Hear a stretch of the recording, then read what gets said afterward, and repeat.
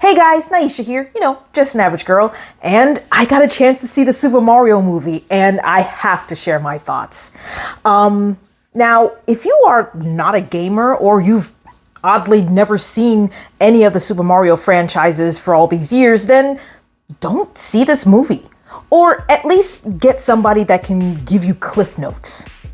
If you are expecting some thought out, deep emotional driven movie, then you're going to be disappointed. This is for the diehard fans, and for people like me that grew up playing the video games and watched the cartoons, and especially the live action movie. This is a movie that was done right, and I'm sure it was heavily guided by the hands of Mr. Miyamoto himself. I personally enjoyed this movie on all counts. It pretty much covers the categories that are important to me, plus more. The animation was fantastic, because for once, it's CGI that feels like 2D animation. And I'm not a fan of CGI, as you all know. The way the characters express themselves with clever 2D squash and stretch methods was a clever move on Illumination's part. And I mean, it had me smiling and engaged the whole time. And the visual of the Mushroom Kingdom and of all the worlds, it was phenomenal. The characters are exactly as I hoped they would be. The princess was never that damsel in distress character like how the games would portray. Because back in the day, she fought alongside Mario, and especially during the Nintendo Power Comic era.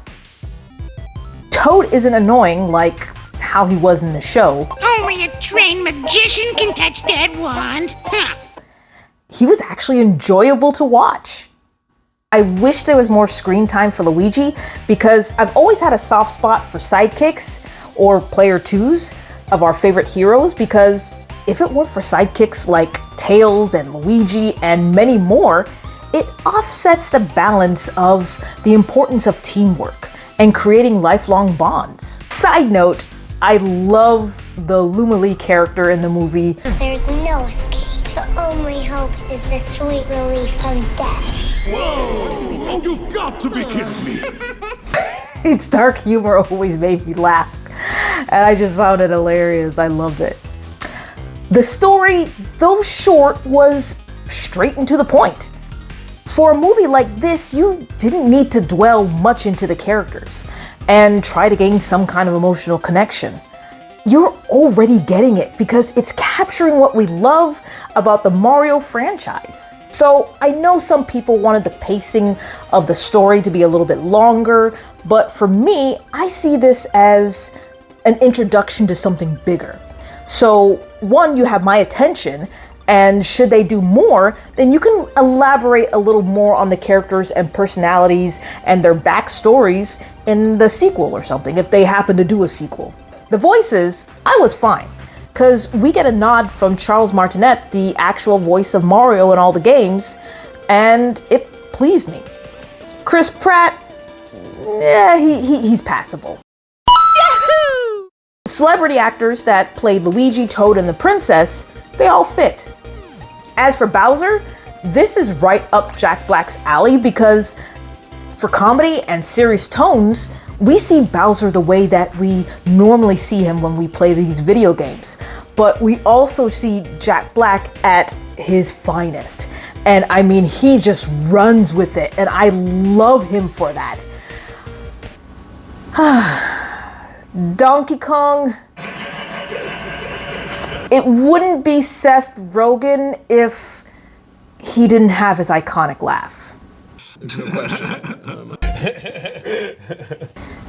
It's the kind of laugh that drills into your head and create a home for the time being. And I believe there was an article where he admits that he doesn't really do voices, he just acts. So pretty much it speaks for all of his animated roles. What are you looking at? Honestly, your weird dead eyes. They are weird. Super weird. So funny. But it's passable. I will admit it fits in an odd way.